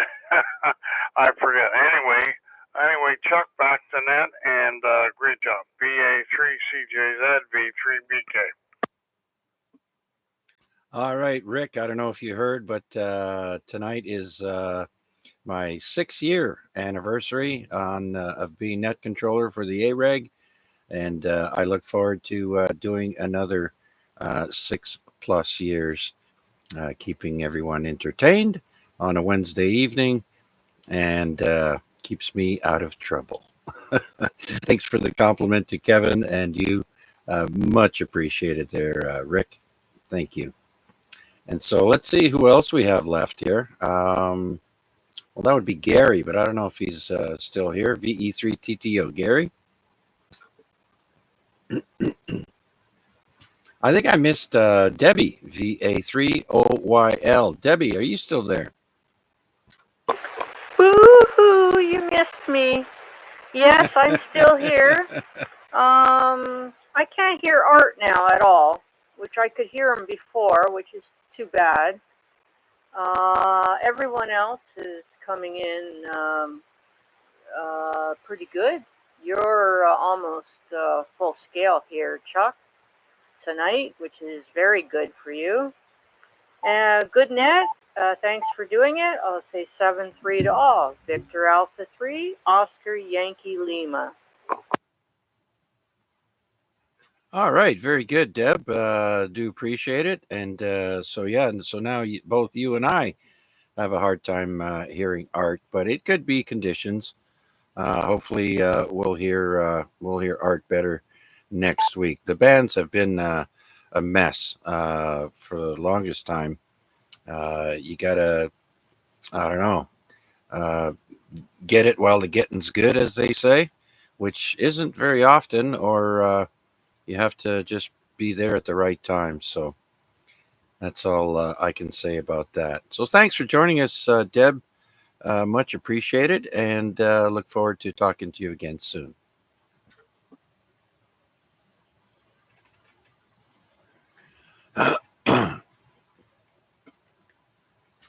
All right, so that brings us to the end of another Amateur Radio Exchange Group Net. It's been a pleasure, and I look forward to doing it again next week. Same bat time, same bat channel. I'd also like to thank everyone on YouTube who checked in with us and listened along and participated in the chat. Thank you. I look forward to hearing from you again next week. This is Victor Alpha 3, Charlie, Juliet, Zulu, Chuck saying 7-3 all. I'm going to take a short break and come back in a little while. So long. B3BK. Oh, there's two checks there, Rick, and who's the other party? Okay, Art. Very good. Go ahead, Rick. Yeah, I didn't realize it was your 6th year. Congratulations on that, Chuck. And wow, 6 years have gone by really fast. So anyway, congratulations again. So whoever else was in there, go ahead. Was that Art? It was me. Yeah, go ahead.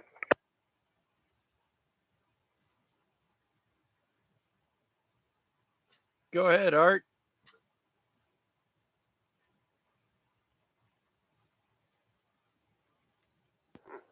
Art's gone. How many did we get, Chuck? How many check-ins?